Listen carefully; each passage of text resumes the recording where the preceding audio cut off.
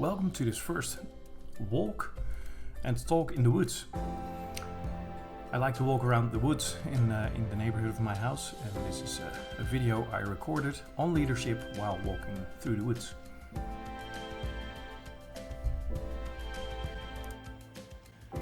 Hello and welcome to this new video of this week. I'm recording this while I'm walking through the forest, and you might have seen me in the introduction trying to maneuver through that. It's been raining all day, and well, all day so far, and since the last few months have been pretty wet, I come around these muddy patches everywhere. So while I'm walking, I'm going to have to maneuver through that and find my way. So just so you know that I might be distracted now and then. And also, I'm not sitting behind my PC, as you can clearly see, so I don't have my notes with me, which means that I do have a general outline in my mind, but I'd like to just flow freely in these kind of talks. So it might be that the Dutch version is slightly different than the English version. I forgot to mention that during the recording of the Dutch version, so we'll see where we go. So today I want to talk about leadership. Oh, and by the way, if you're ever in the Netherlands and you want to join me on my weekly walks, I walk through the forest about twice a week, sometimes 3 times, sometimes just once. Sometimes I don't walk at all, because to be fair, I'm a fair weather walker. I don't like to walk here with the rain and stuff like that. So anyway, leadership. My channel is basically aimed at leaders, and I see a lot of ministries in the Netherlands and outside of the Netherlands that are aimed at leaders and that are aimed at teaching leadership skills, or leadership, maybe not skills, but teaching the things that come with the leadership calling, which is very important, of course. It's really important to understand. In the meantime, I'm seeing something here that I want to check out. There's a fenced off area here, so I'll check out what the signs say. But leadership skills and things like that are really important, and I see a lot of ministries aiming at leadership, and on one hand I'm like, okay, so another, oh, I'm actually allowed to go in here. So I'm not allowed to go in when I'm cycling, and I have to duck a bit to get through here, but I am allowed to walk here. So let's just go through. Opening the gate. Okay, well, I just had to duck underneath that. It came from over there. And then the moment I ducked to get underneath it, I had to delete a lot of files on my phone because the memory was full. So I'm going to have to look into that. I might have to buy one of those memory cards. I don't have one in here, so we'll have to see. Anyway, as I was saying, leadership ministries aimed at equipping leaders. And I don't want to take away anything from what they're doing, because I'm doing the same. I feel like I'm called to equip leaders as well. I'm called to equip people for the task that God has for them. So I don't want to sound arrogant and say, so what are they doing to equip leaders, and who are they to equip leaders? You know, because I feel that I'm not one to talk as well.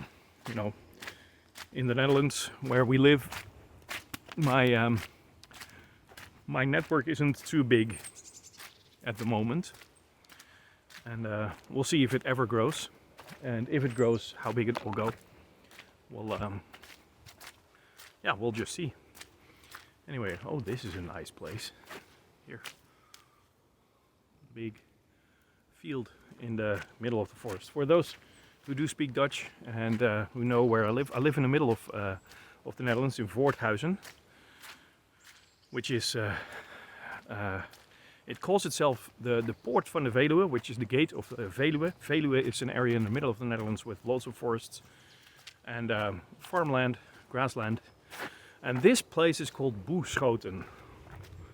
So there's actually people living over there, and there's a sheep pen here. And in the summer you can see loads of sheep walking around here. It's still a little bit, I don't know, it's probably not too cold for sheep, but I don't see them walking around here now, so we'll see. Anyway, walking through the forest and grassland on one side. I've never been here before, so I would have no clue where I'm going, but we'll see. I have some time to spare. Anyway, leadership.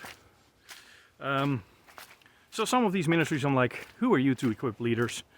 And at the same time, I'm looking at myself, I'm like, who am I to equip leaders? And the thing is that, you know, I never chose to do this myself, but when we went to live as missionaries in this country, I became part of a leadership team of a Bible school. I became part of a network where my job was to equip pastors. There were 300 pastors in the network. Because of COVID lockdowns, I was far from able to visit them all. The whole country was in lockdown for about 190 days while we lived there. While I'm trying to maneuver through loads of mud here. And yes, my socks are wet at the moment, so nice. I hope the path gets better down there, but we'll see. Anyway, equipping 300 pastors in a network. So I was asked to become an equipper of leaders in a natural, but I also received that call in prayer. And oh, this is a path as well. Doesn't look too good though, so let's not try that now. And we were also sent out by a missionary organization that had a very interesting look on leadership. And they basically said in one of their trainings, there was a little more than 2 weeks training that was mandatory if you wanted to be working with them. So I went there. It was planned that my wife would go the year after, but because of COVID lockdowns, we were unable to have her go there as well. And during this training, they said, you know, you better accept that you're a leader. Whether you go to a country to work with a big missions organization and just work in a support role in their office, or you're actually going to a country to become a leader of something completely new, just accept that you will be seen as a leader. It doesn't matter if you see yourself as one or not. The people around there will see you as a leader because you have left your own country to become or to work in another country to spread the gospel there. People will see you and will see the sacrifice that you made in that. Though, to be honest, sometimes it doesn't feel like a sacrifice, it feels more like an adventure.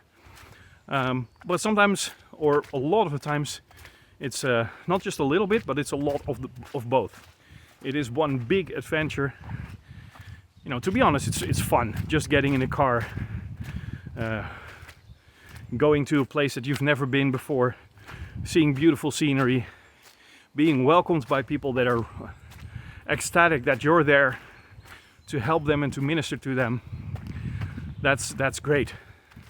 But at the same time, it's being away from your family during that time. I've got an amazing wife, and I love being with her.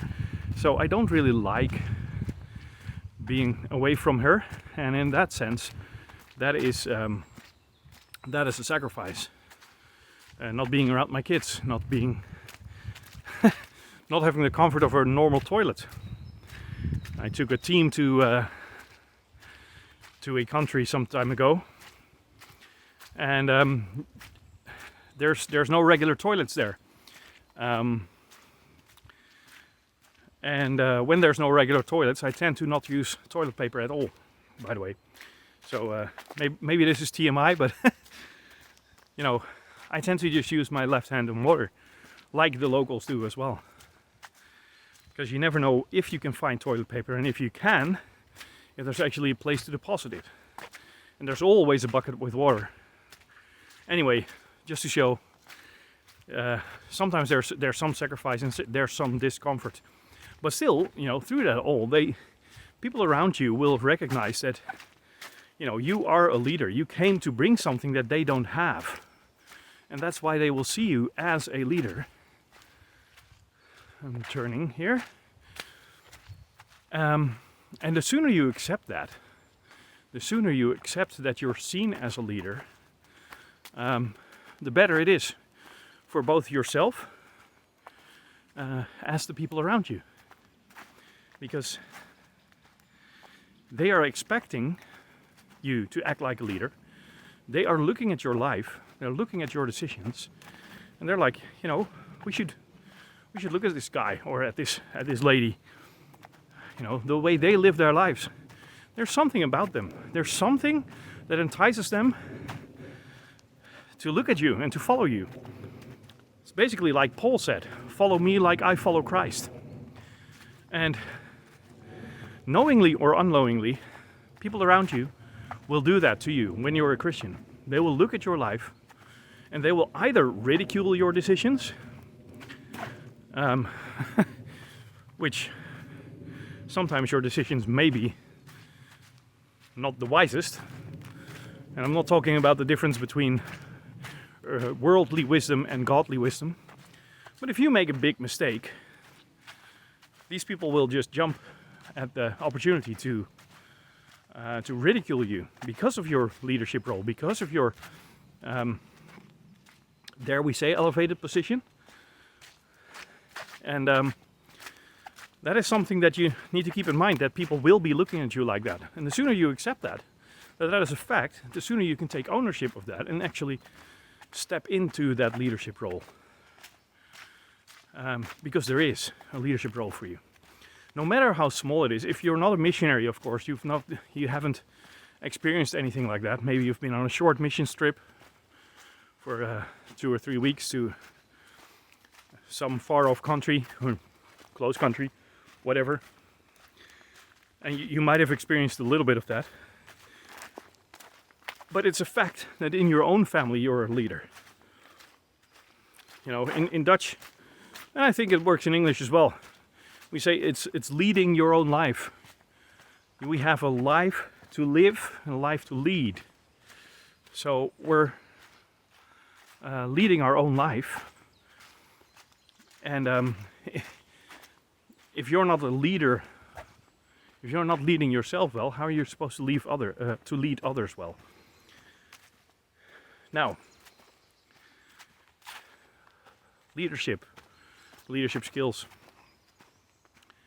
You know, it's very important that you accept that you're a leader, whether you see yourself on as not or not, because your wife or husband will benefit from that. Your children, if you have them, will benefit from that. Your colleagues, your manager. You know, if you are a manager yourself, it's clear that you have a leadership position at work. If you're not a manager yourself, you know, and you're one of the people reporting to managers, they will still expect leadership from you because they give you a task to do, no matter what that task is, and they expect you to carry out that task, to take ownership of that task, and to do it as well as you can. So, in that sense, take up that leadership position. Ooh, there's the other end of that fence. You probably won't be able to see it, but right up there. And I'm going to go through here, so I'm going to have to watch my step again. Let's see. I think it's best to walk this way. And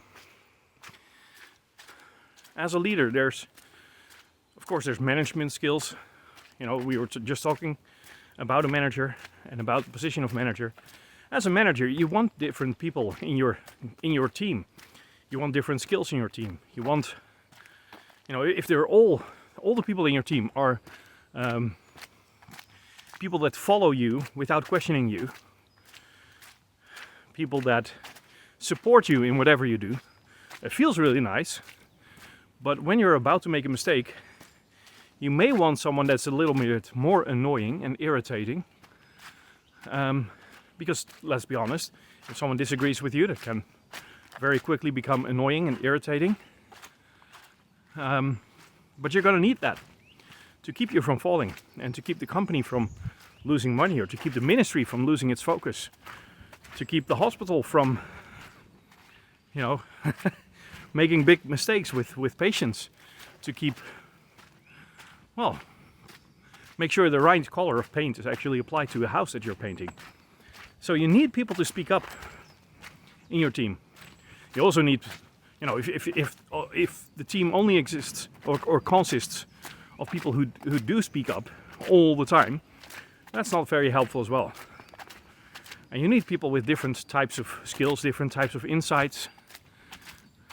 And in that sense, you need a lot of different people all working together as a team. That's one of the big challenges as a leader, as a manager, to make all these different people work together in a team. The same applies for your family or for your ministry. What seems a punishment for one is not a punishment for the other one. If you want to speak about kids, don't believe in a lot of punishment, but at some point you're going to have to say as a parent, this is the line, this is where you're supposed to stop acting the way you do. And if you continue, might not even want to call it punishment in some instances, but call it a consequence of behavior. But a consequence of behavior for my daughter, for instance, we used to say computer time. We will take away computer time if you don't listen to this, and we will give you more if you do. Well, for her that was no problem at all. She liked playing on her computer.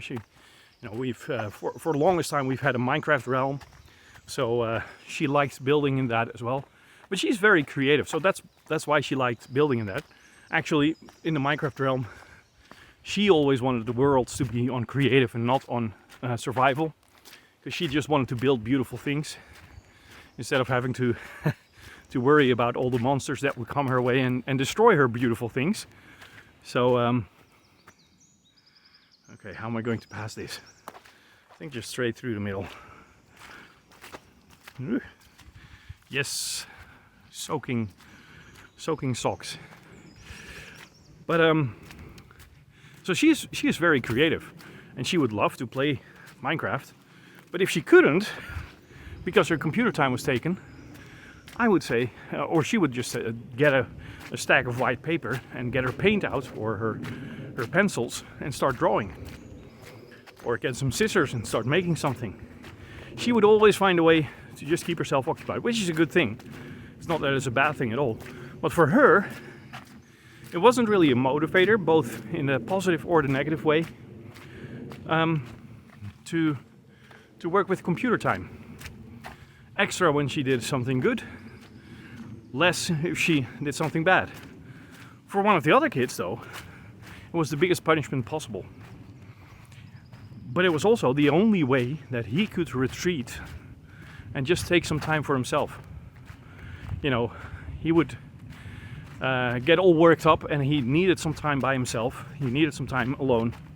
He needed some time to just calm down.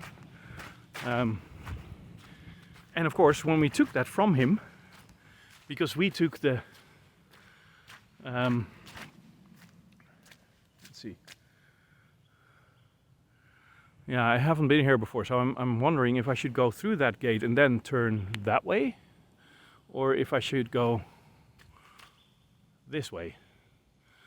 And I decided on the last path, since the field is still in front of me and I need to walk around that field, and that looks like it's going in the right direction as well, but with a slightly bigger distance. So we'll have to see. I have no clue if I'll find another path here. Anyway, For him, it was too much of a punishment to take away his computer time, because we would take away his only means of self-regulation, basically. So different children require a different approach. They all have different skills as well. The youngest is now 10. The second youngest turned 12 today. So for family friends, you know which date I'm recording this. And you know, it was it's the same with all kinds of different people in your team. If you have different people in your team, they need different approaches. And being a leader in your own team, whether that's your family, whether that's your extended family, because maybe you're grandparents, and maybe you have children and grandchildren, great-grandchildren, you know, all these management skills, leadership skills, could come in handy for your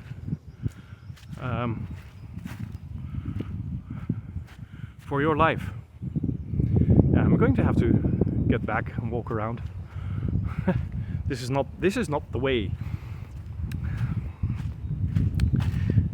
So, all that to say, and to recap and just close down here.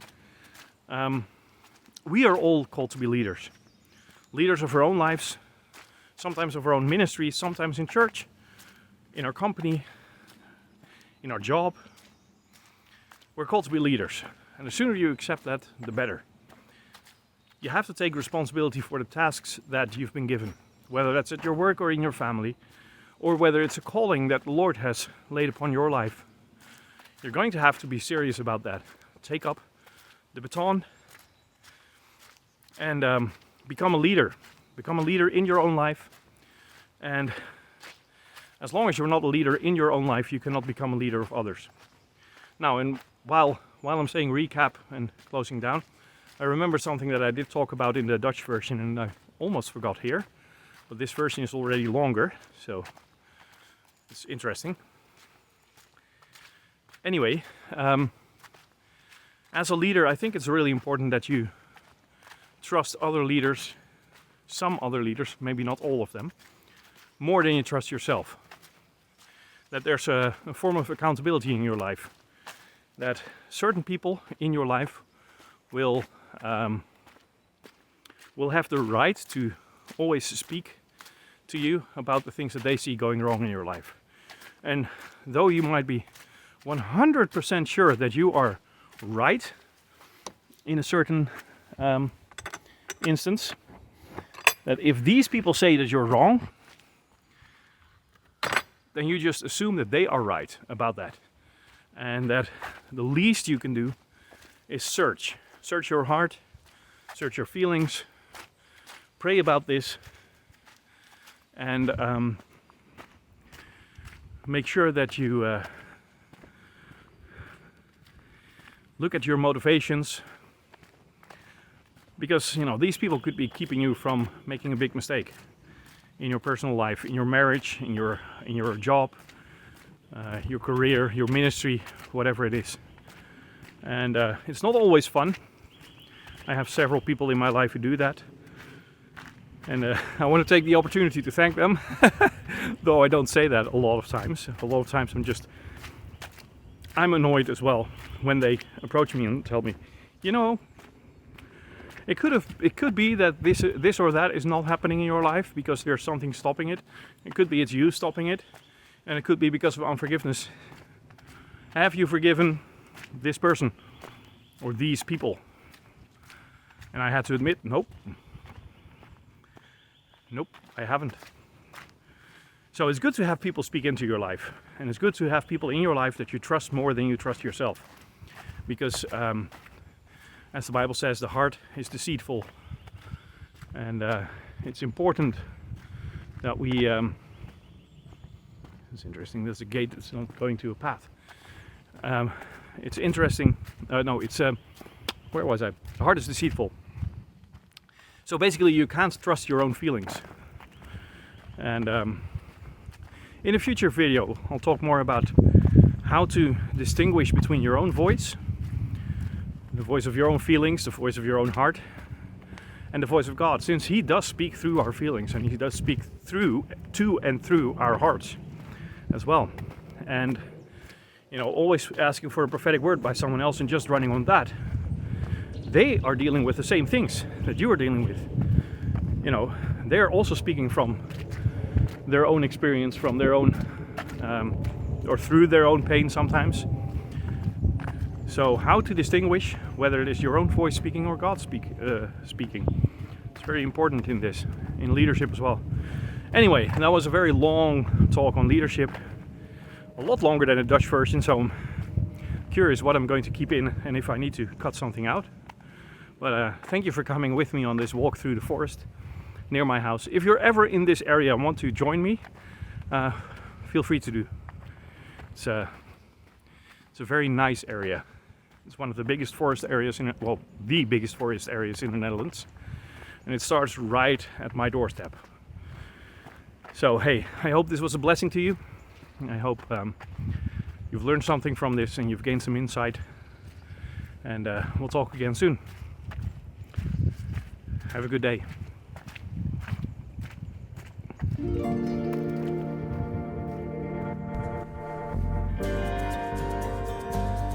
You've listened to a podcast by the 1820 Foundation and 5volt.eu. For more information and contact, please visit www.5volt.eu. We are a ministry and all the work we do is made possible from donations. If you would like to support us and contribute to the building of the kingdom, please also check out our website, the1820foundation.nl. Thank you for listening. Many blessings.